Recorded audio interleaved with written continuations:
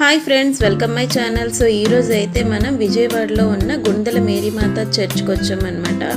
So ఇక్కడ చూస్తున్నారు కదా, ఇలా స్టార్టింగ్ నుంచి కూడాను ఇసుక మీద మోకాళ్ళతో నడుస్తారనమాట. ఇది ఎందుకు చేస్తారంటే ఎవరైనా ఏమైనా కోరికలు ఉంటే ఇలా నడిస్తే తీరుతాయని.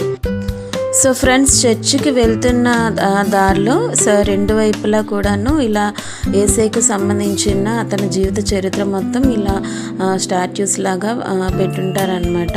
సో చాలా బాగుంటుంది ఇవి చూడడానికి. ఆయన జీవిత చరిత్ర మొత్తం ఉంటుందన్నమాట.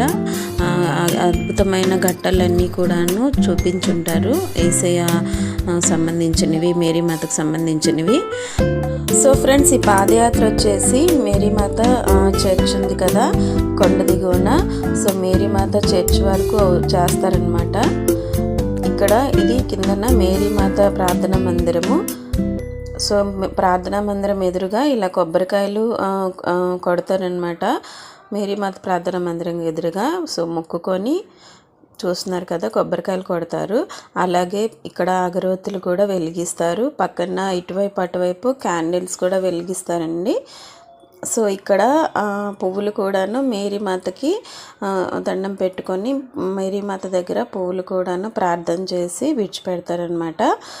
సో చాలామంది ఆ పువ్వుల్ని ఆశీర్వాదంగా తీసుకుంటారనమాట. మల్లెపూలు ఇంకా చాలా పువ్వులు ఇక్కడ మేరీమాతకి సమర్పిస్తారు. సో ఇదంతా చూస్తున్నారు కదా. సో ఇది వచ్చేసి పైన యేసయ్య ప్రార్థనా మందిరము, మేరీమాత అది కిందన. సో ఫ్రెండ్స్, ఇక్కడ నుంచి ఇలా పైకి వెళ్తే కొండ వస్తుంది. కొండ మీద ఇంకా సిలువ కూడా ఉంది. మేమైతే ఇప్పుడు వెళ్ళలేకపోయాం, మాకు టైం లేదు. కానీ చాలా బాగుంటుంది. కొండ మీదకి చాలా మెట్లు ఉన్నాయి. సో ఈ వీడియో మీకు నచ్చినట్లయితే లైక్ చేయండి, సబ్స్క్రైబ్ చేయండి, షేర్ చేయండి.